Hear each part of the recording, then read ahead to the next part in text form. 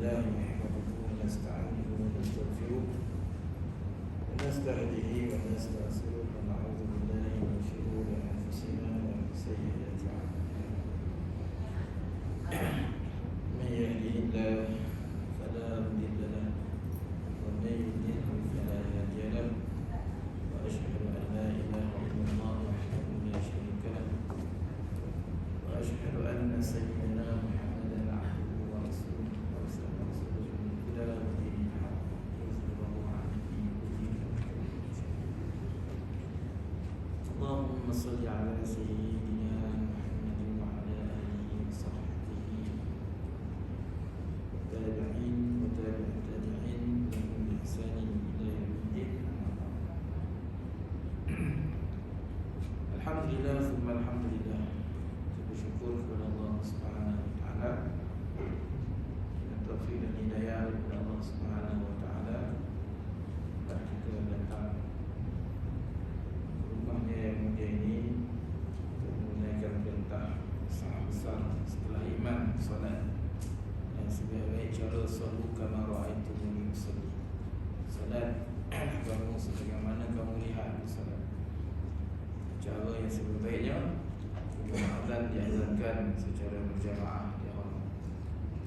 Ambil kesempatan di antara akhir-akhir Sya'ban ini kita doa Allahumma barik lana fi Sya'bana wa ballighna Ramadan. Kita panjatkan doa ini di awal Rajab. Allahumma barik lana fi Rajab wa Sya'bana wa ballighna Ramadan. Ya Allah, berkatilah kami di dalam bulan Rajab, bulan Sya'ban, dan sampaikan kami di bulan Ramadan, hujung-hujung Ramadan dan Sya'ban. Jadi insyaAllah kita buat sedikit mengkaji lah, ataupun mengkaji bertepatan dengan hujung Sya'ban ni, kita membaca kelebihan Ramadan, fadilah Ramadan.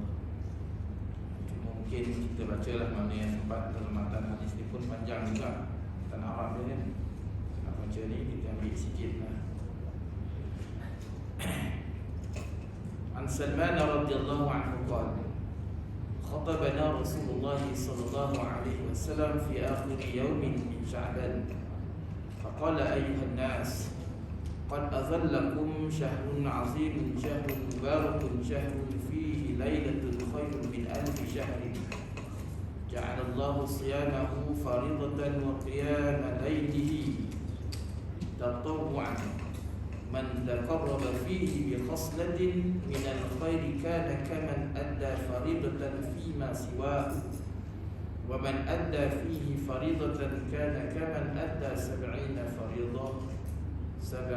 faridatan fima siwahu wa huwa syahrul sabri was-sabru thawabuhul jannah wa syahrul muwasati wa syahrun yazdadu fi rizqil mu'min fihi man fattara fihi sa'iman kana maghfiratan li dhunubihi wa 'atqa raqabatihi minan nar.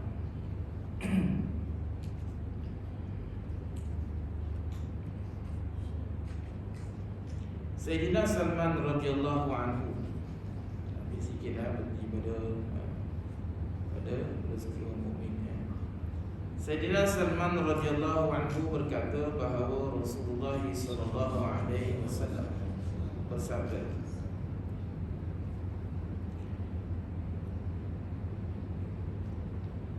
kami pada hari terakhir bulan Sya'ban, salah dia punya. Sayyidina Salman radhiyallahu anhu berkata bahawa Rasulullah sallallahu alaihi wasallam telah bersabda kepada kami pada hari terakhir bulan Sya'ban, wahai manusia, telah datang kepada kamu satu bulan yang agung lagi diberkati, satu bulan yang pada bulan itu terdapat satu malam, yakni malam Al-Qadar, ataupun kita kata Lailatul Qadar, yang lebih baik daripada 1000 bulan. satu bulan yang Allah Subhanahu wa ta'ala telah menjadikan puasa pada siang hari sebagai satu amalan fardu dan berdiri pada malam hari yakni bertarawih sebagai satu amalan sunat. Sesiapa yang cuba menghampiri Allah Subhanahu wa ta'ala pada bulan itu dengan mana-mana amalan sunat, maka seumpama seseorang yang telah menunaikan satu fardu pada bulan-bulan yang lain. Amalan sunat dilakukan menjadi fardu. Sembahyang sunat duha, sembahyang sunat qabliyah, ba'diyah, kan? Mana-mana amalan sunat akan menjadi naik dia punya nilai ataupun dia punya martabat dia kepada fardu. Dan sesiapa yang menunaikan satu fardu pada bulan itu adalah seumpama seseorang yang menunaikan 70 fardu pada bulan-bulan lain. Amalan sunat naik kepada fardu, amalan fardu menjadi 70 kali ganda. Masya-Allah. Solat fardu yang kita tunaikan ni, ya. Kalau malam ni kita buat, hari ni kita buat, yang kejap tadi kita sembahyang maghrib tadi satu fardu lah. Lepas sembahyang sunat tadi kita buat, dan selepas sembahyang fardu tadi kita sembahyang sunat lah. Tapi bulan Ramadan sembahyang saja fardu menjadi 70 kali ganda. 70 fardu.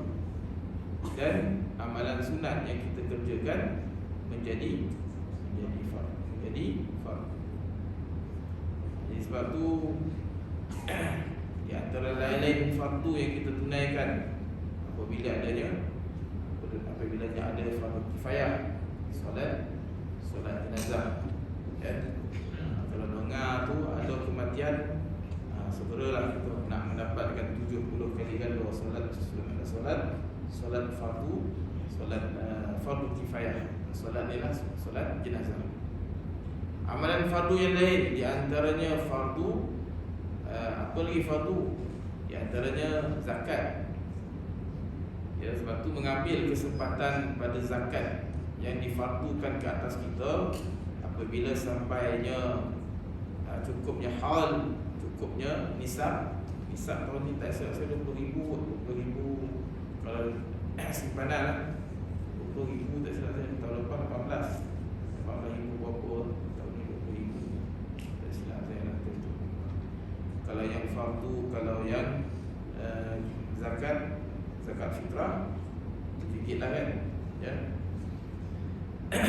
Jadi kalau kita dah menjadi kewajipan untuk kita, bahkan kita dah tiap-tiap tahun bayar zakat, maka ambillah peluang ni untuk bayar zakat di bulan Ramadan. Apabila bulan Ramadan kita bayar, maka 70 kali ganda amalan fardu yang kita buat di bulan Ramadan. Bulan itu Nabi SAW kata, bulan itu adalah bulan kesabaran, dan ganjaran kesabaran adalah syurga. Bulan itu adalah bulan simpati, bulan yang ditambahkan rezeki kepada orang-orang yang beriman. Sesiapa yang memberi sesuatu kepada seseorang yang berpuasa untuk berbuka, maka pemberiannya itu merupakan pengampunan untuk dosa-dosanya dan kelepasan dirinya daripada neraka, dan dia mendapat ganjaran puasa orang tersebut tanpa mengurangkan sedikit pun daripada ganjaran. Sebab tu bila bulan Ramadan tiba, maka Nabi sallallahu alaihi wasallam di antara orang yang paling pemurah, kan? Nabi itu dah pemurah lah, tapi bila bulan Ramadan ni digandakan kemurahan. Para sahabat radhiyallahu anhum ajma'in lalu berkata, bukanlah setiap orang daripada kami mempunyai sesuatu untuk diberi kepada orang yang berpuasa untuk berbuka puasa. Sahabat ketiga itu pun dalam keadaan dhaif juga, ya, dalam keadaan tidak mempunyai apa-apa, bahkan tahun 2 Hijrah, kan. Maknanya zaman tu masih lagi zaman era tu masih lagi ada berperang berlakunya susah dan sebagainya lah, ya. Walaupun telah berhijrah, ketika tu masih lagi dalam sahabat-sahabat, terutama di kalangan sahabat-sahabat yang muhajirin. Jadi sahabat-sahabat tanya, bukanlah setiap orang daripada kami mempunyai sesuatu untuk diberi kepada orang yang berpuasa untuk berbuka puasa. Tak, semua orang kami ni tak mampulah dalam kita ni.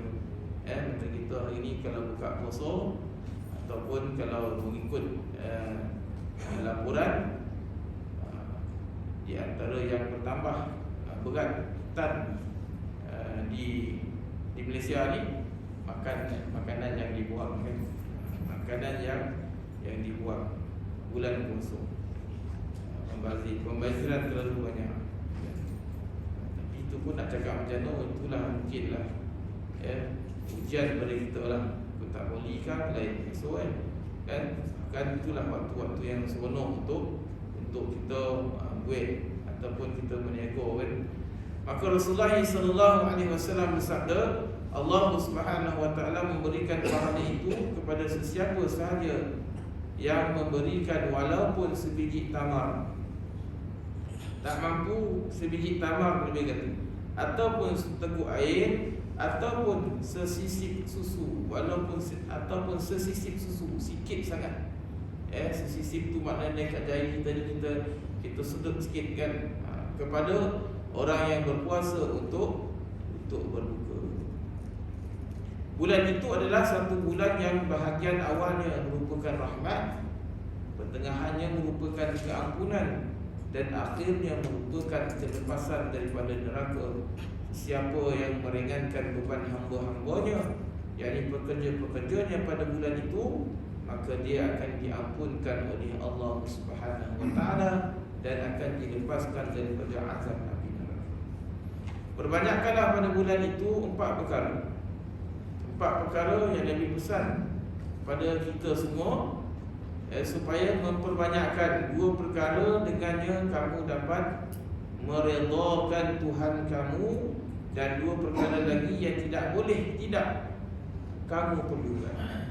Adapun 2 perkara yang kamu dapat meredhakan Tuhan kamu dengannya ialah penyaksian bahawa tiada Tuhan selain daripada Allah Subhanahu wa taala, yakni ucapan la ilaha illallah.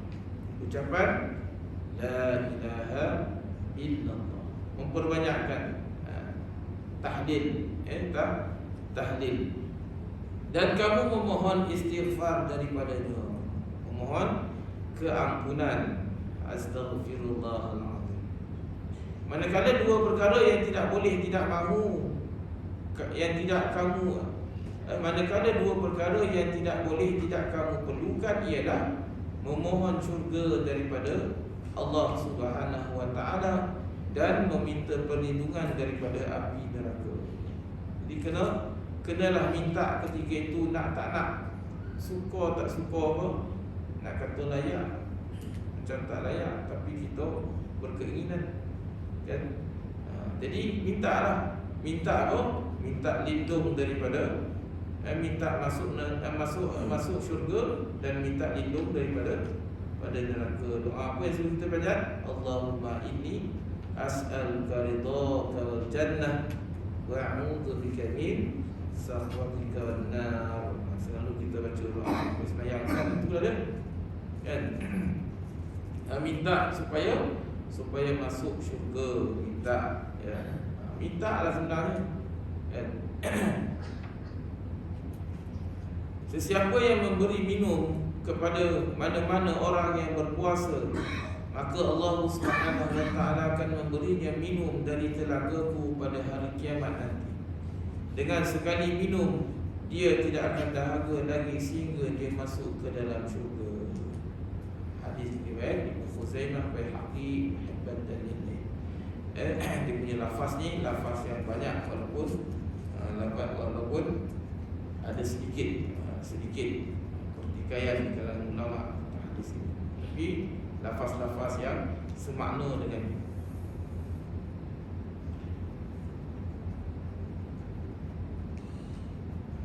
Beberapa perkara yang dapat diketahui daripada hadis ini. Yang pertamanya, perhatian yang diberikan oleh Nabi SAW secara khusus pada akhir bulan Syaban untuk memberi penerangan dan peringatan kepada orang ramai agar tidak satu saat pun daripada bulan Ramadan Mubarak berlalu dengan dalam keadaan lalai. Jadi ini dah masuk maknanya kita dah masuk kepada hujung Syaban ni.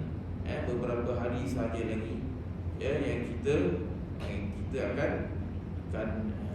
didatangi oleh Ramadan. Sebab tu selalu disebut apa? Ramadan Karim. Ada yang tahun lepas ni mempertikaikan tentang apa? Ramadan Karim kan. Bukan kita kata Ramadan Karim, bukan sekadar kita kata Ramadan Karim. Ramadan Karim. Kan kita jawab balik apa? Allahu Akram. Allah lebih mulia.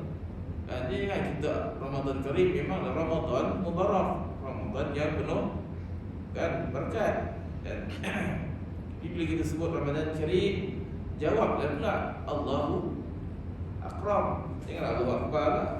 Kan? Allah lebih mulia. Kan?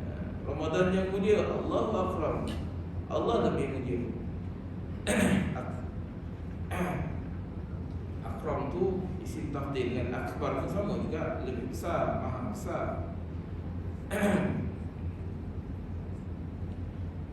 Namun mana tadi? Pertamanya perhatian yang diberikan oleh Nabi SAW secara khusus pada akhir bulan Syaban untuk memberi penerangan dan peringatan kepada orang ramai agar tidak satu saat pun daripada bulan Ramadan Mubarak berlalu dalam keadaan lalai. Kemudian dalam peringatan itu, selepas menerangkan kelebihan keseluruhan bulan tersebut, baginda sallallahu alaihi wasallam juga telah menarik perhatian kita secara khusus kepada beberapa perkara lain, terutama sekali ialah Lailatul Qadar, malam Al-Qadar. Pada hakikatnya Lailatul Qadar adalah satu malam yang sangat penting. Penerangan tentang Lailatul Qadar di dalam bab yang lain lah. Selepas itu, Rasulullah SAW telah bersabda bahawa Allah Subhanahu Wa Taala memfardukan puasa pada bulan Ramadan dan telah menjadikan berdiri pada malam harinya, yakni solat tarawih, sebagai satu amalan sunat. Jadi disunatkan untuk kita solat tarawih, bahkan disyiarkan di zaman Sayyidina Umar. Jadi kita dekat sini 20 rakaat mesti Semua 8-3. Oh ya, okey. Itulah itu kita punya bulan 10 dan 10-3 lah. 8 Ya, 8-3 kan. So lebih guna lebih tambah kita tambah lagi masih je lah kan. 20 rakaat lah ya. 8-3 lah. Jadi amalan tarawih lah menjadi amalan sunat. Cuma kat sini perhatikan sikit tentang apa? Tentang sunat, solat sunat tarawih dengan sunat ba'dah, selepas ba'dah Isya. Mana yang muakkadah? Sebab tu kadang-kadang orang solat qabliyah sunat, qabliyah Isya tu buat kan, lebih azan kan umur nampak semua sembahyang lah. Apa ni qabliyah Isya kan, mana solat sunat sebelum Isya. Lepas tu dah selesai apa semua, semua duduk kat belakang kan. Kenapa duduk belakang ni? Nak tunggu tarawih kan.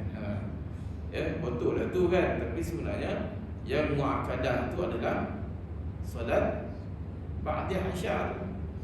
Itu kadang-kadang keliru dekat situ kan. Tapi yang dekat misalnya okey lah, ada satu topik sikit kan, tentu lah. Bahkan dulu masa bawa di IMB dulu boleh belajar kan. Lepas sunat lepas solat Isya, semua menunggu dekat belakang menunggu solat tarawih kan. Salatul tarawih min qiyam Ramadan asabahullah. Barulah semua tinggal semua ke depan. Sedangkan tak tahu bahawa solat-solat ba'da maghrib, ba'da isya itu lebih dituntut. Tak sama macam mana dua rakaat solat ba'da isya tu dengan solat tarawih, walaupun kita buat berpuluh-puluh rakaat sekali. Itu yang penting kan. Daripada kenyataan ini dapat diketahui bahawa perintah untuk solat tarawih datang daripada Allah Subhanahu wa taala sendiri. Mana-mana riwayat yang menyatakan bahawa Nabi sallallahu alaihi wasallam mengaitkan perintah itu kepada dirinya dengan berkata, saya yang menjadikan solat itu sunat, membawa maksud perkataan takkid. Ini takkid itu penekanan, iaitu Rasulullah sallallahu alaihi wasallam sangat memberi penekanan terhadap solat itu. Oleh kerana itulah semua imam mazhab bersepakat bahawa solat tarawih adalah sunat. Dituliskan di dalam kitab Al-Burhan bahawa dalam kalangan orang-orang Islam tiada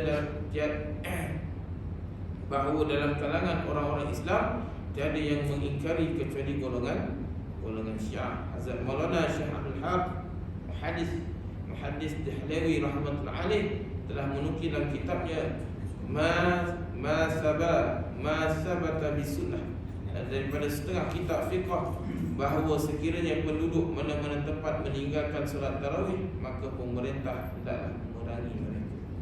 Maka disyiarkan solat ini di zaman Sayyidina Utsman dan di zaman Sayyidina Umar Al-Khattab radhiyallahu anhu. Innallaha ja'ala haqqa lisanil amar wal qalbu. Allah Subhanahu wa taala telah menjadikan kebenaran akan kata-kata Umar dan hatinya Umar. Ini Umar. Ya, sebab tu digelar Umar ni Al-Umar, Umar ni apa? Al-Faruq. Umar yang membezakan apa? Membezakan yang hak dan juga yang batil. Lalulah Umar di satu kawasan ni, nescaya tak berani syaitan nak melintas tempat itu. Hebatnya Umar, kerohanian Umar, takwanya Umar, alimnya Umar. Jadi itulah amalan tarawih yang disunatkan, dan hari ini kita mengambil pendekatan itu untuk melakukan secara syiar sebagai amalan solat tarawih. Bahkan nampak lebih meriah, tak? Meriah apabila kita solat berjemaah. Di sini ada satu perkara yang penting untuk memerlukan perhatian khusus, iaitu orang ramai menganggap bahawa sudah memadai dengan mereka bersolat tarawih dan mendengar seluruh Al-Quran dibacakan dalam 8 atau 10 malam awal Ramadan, di mana masjid dan selepas itu mereka terus rehat, tidak bertarawih lagi.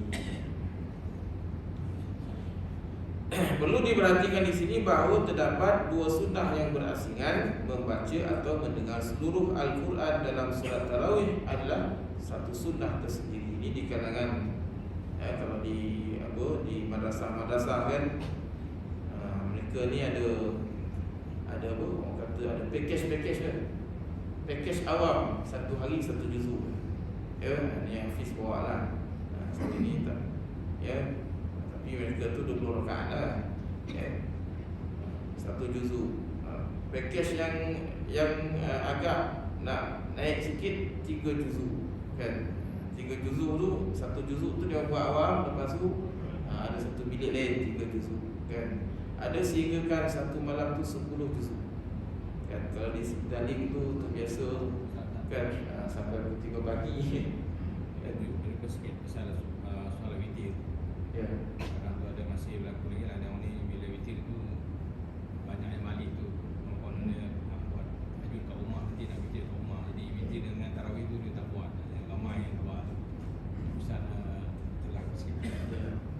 Kita pun sangka baik lah kan. 8 selalu 20 8 tu dia balik kan. Kalau cukup witir kan. Jadi di antara witir ni, bila kita buat secara berjemaah, adalah dia punya kelebihan yang lain. Mungkin sebab witir ni ada dua keadaan. Satu witir Umar, satu witir Abu Bakar.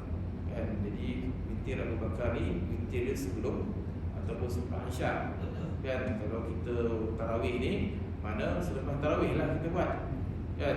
Mungkin dia nak mentakhirkan witir. Cuma witir itu tidak ada dua witir dalam satu malam. Itu saja. Jangan kalau dah witir sini lepas tu dia buat lagi buka witir baru kan. Cuma dari segi witir ni dia kan ganjil kan. Ganjil tu maknanya 1, 3, 5 kan. Tapi jangan kita lebih daripada 11 kan. 11 boleh saja sebenarnya. Kalau kita balik kita buat 2 rakaat witir tu sebenarnya bukannya kita membuka witir yang baru, sebenarnya kita menambah rakaat witir. Tapi bukan kita tutup balik dengan 1 rakaat. Kita dah 3 witir di sini. Ini satu perbahasan ulama lah. Apabila saya mendengar dulu almarhum Al-Faqih Syekh Fazli Syekh Ustaz Fazli Al-Yamani kan. Itulah dia kata, maknanya kalau dia nak buat witir di akhir pun boleh. Maknanya dia dah sembahyang tahajud, dah sembahyang taubat, dia dah sembahyang ini dan sebagainya, dah habis semua amalan, dia tutup dengan witir 2 rakaat sebab dia dah buat 3 rakaat. Jadi bila dia buat 2 rakaat tu jadi 5 rakaat kan. Tapi bukan dia buat lagi 3 witir kat situ, 3 rakaat, ataupun ditambah dia tutup dengan 1 witir pula. Dah jadi 4. Witir tu ganjil kan. 1, 3, 5, 7, begitu maksud dia ya. Boleh saja sebenarnya ya. Boleh saja dia nak buat asalkan kita ni di dalam keadaan beramal. Tapi yang sebaiknya kita sempurnakan dalam keadaan kita berjemaah.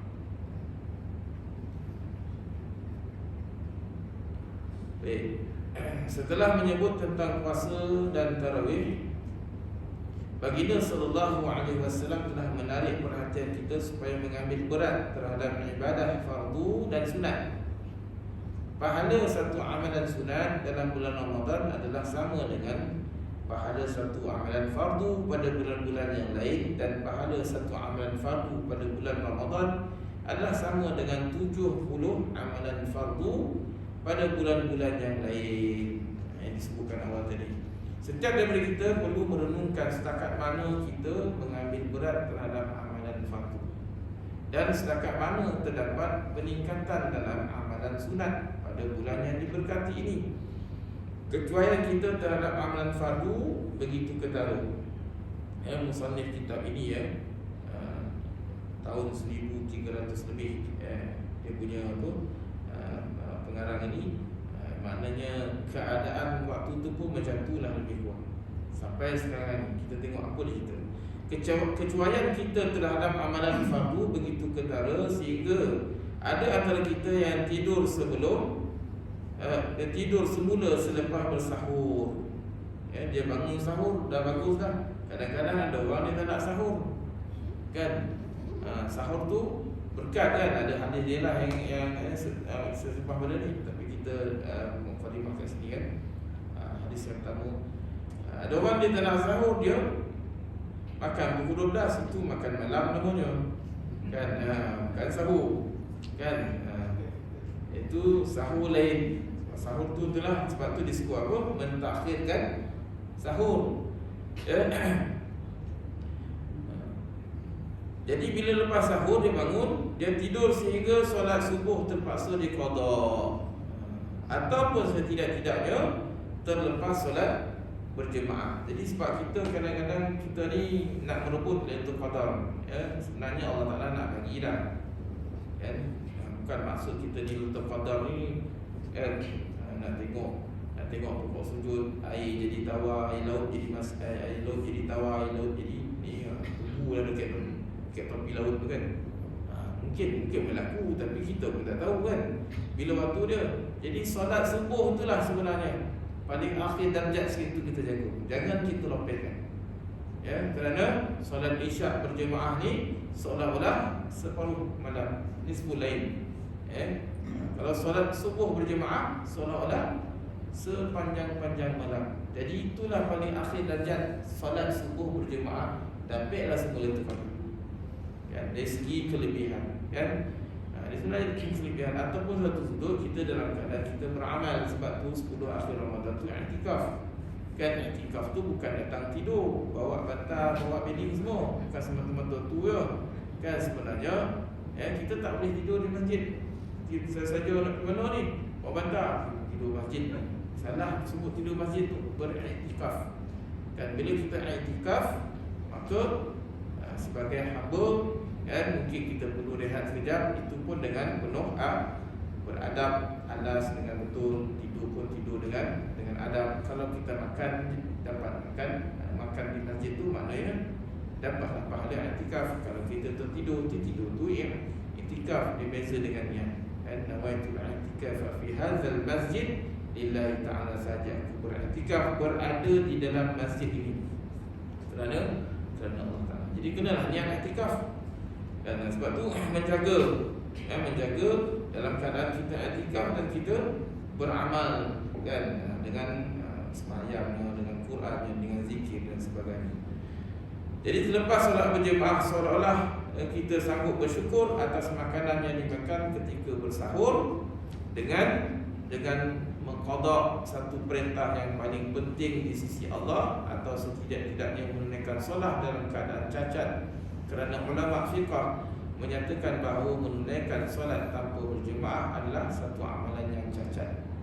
Di samping itu Rasulullah SAW telah bersabda, solat orang yang berhampiran dengan masjid dan bukanlah solat kalau ia tidak ditunaikan di masjid. Dituliskan dalam kitab Mazahirul Haq bahawa orang yang bersolat dengan tidak berjemaah tanpa sebarang uzur, walaupun terlepas daripada tanggungjawab yang difardukan, namun dia tidak akan mendapat pahala untuk solat. Sengaja lah kita pun rasa macam tak penting dan sebagainya. Kena ada satu kepentingan nilai di dalam hati kita ni untuk datang solat berjemaah. Hati akan jadi gerun apabila mendengar Allahu Akbar, Allahu Akbar. Apa yang kita buat waktu? Adakah kita punya kerja kita ataupun adakah keadaan rumah kita ataupun apa sahaja, kita kena membesarkan Allah Subhanahu Wa Taala. Kebanyakan orang terlepas solat maghrib secara berjemaah kerana berbuka puasa, apatah lagi untuk mendapat rakaat pertama atau takbiratul ihram bersama imam. Ada juga yang terlalu khairah menunaikan tarawih sehingga mereka menunaikan solat isyak sebelum waktunya. Ni selalu kalau solat maghrib ni berbuka lah. Jadi dekat sini so 20 minit juga, 20 minit sampai lah tu. Kita nak rasa macam mana lagi sebenarnya kan. Kita dah ialah sampai lah. Kalau kita dekat sini kita berbuka dengan keluarga dan sebagainya, apa pun keseronokan kita memanglah seronok berbuka dengan keluarga dan sebagainya. Tapi ingatlah dalam keadaan itulah bulan yang sama juga, satu bulan yang datang kalau kita cuaikan untuk solat fardu maghrib berjemaah, sama lah, tak ada lah sebenarnya kan. Mana yang lebih aula kan? Mana yang lebih penting sebenarnya kan? Kita bergembira lah dengan isteri, dengan anak-anak kan, entah menantu pula balik, ada cucu-cucu dan sebagainya. Jadi menyebabkan alasannya itu solat maghrib jadi maknanya tak ditunaikan di masjid. Sama juga.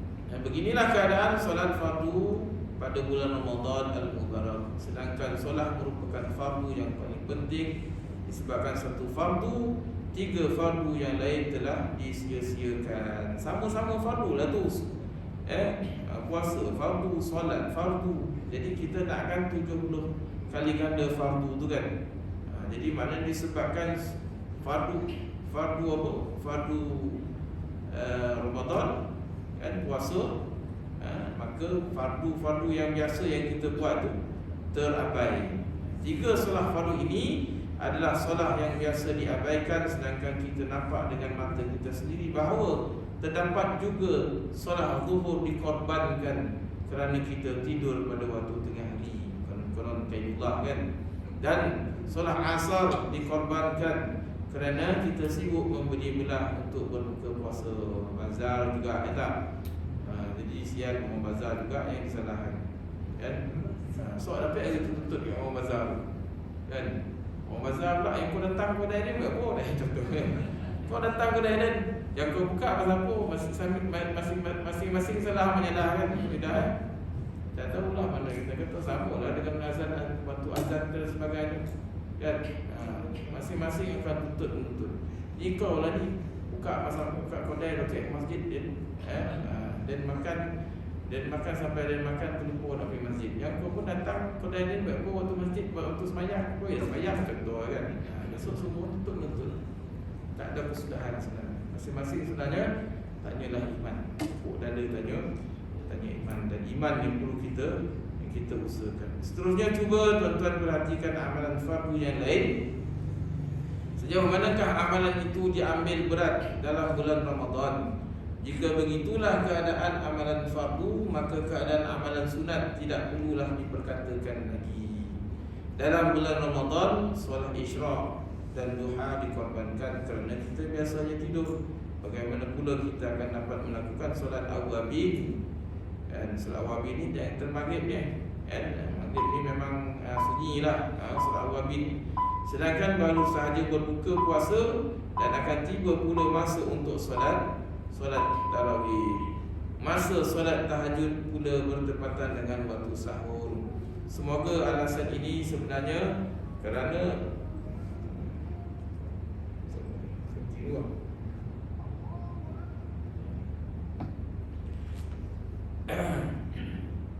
semua alasan-alasan ini sebenarnya kerana kurang kesungguhan dan tidak ada keinginan untuk melakukan solat sunat tersebut.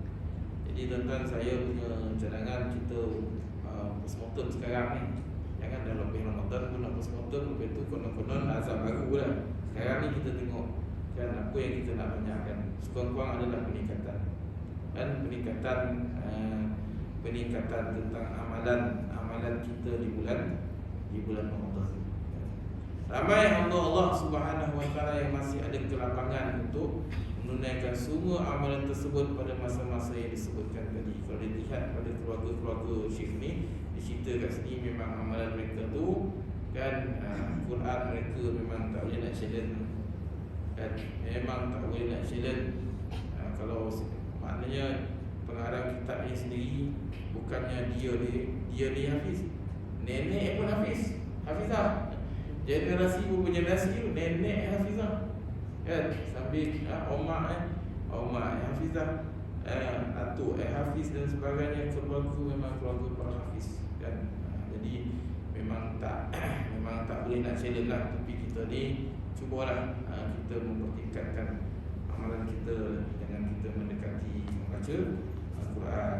Selain daripada kita buat tadarus, kita ada juga bacaan-bacaan kita sendiri. Bacaan kita dengan maknanya tilawah lah, tadarus satu sudut, kemudian tilawah satu amalan yang lain. Ya, jadi saya pun pesan pada diri saya, samalah kita untuk Ramadan ini. Sekarang ni kita buat jadual tu, buat apa saja yang kita nak capai, dia punya KPI yang kita tengok. Ya, jangan yang lebih Ramadan baru nak berfoto tu tak guna, konon-konon tahun depan kan sampai lagi kita tak tahu. Wallahu alam. Sekali saja sebagai perkongsian kita, renungan kita, dan mengambil kesempatan pada akhir Syaban ni untuk kita mendengar hadis berkenaan dengan kelebihan Ramadan. Hukum-hukum tu kita dah tahu semua dah kan, niat hukum Ramadan dan sebagainya. Kadang-kadang kelebihan begini kan, suntikan jentikan yang begini yang menyebabkan kita lepas ni menunggu akan kehadiran Ramadan. Wallahu alam. Aku qauli hadza wa astaghfirullahalazim wa lakum. Wassalamualaikum warahmatullahi wabarakatuh. Subhanallah wa bihamdihi, subhanakallahumma wa bihamdika, asyhadu an la ilaha illa anta, astaghfiruka wa atubu ilaik. Assalamualaikum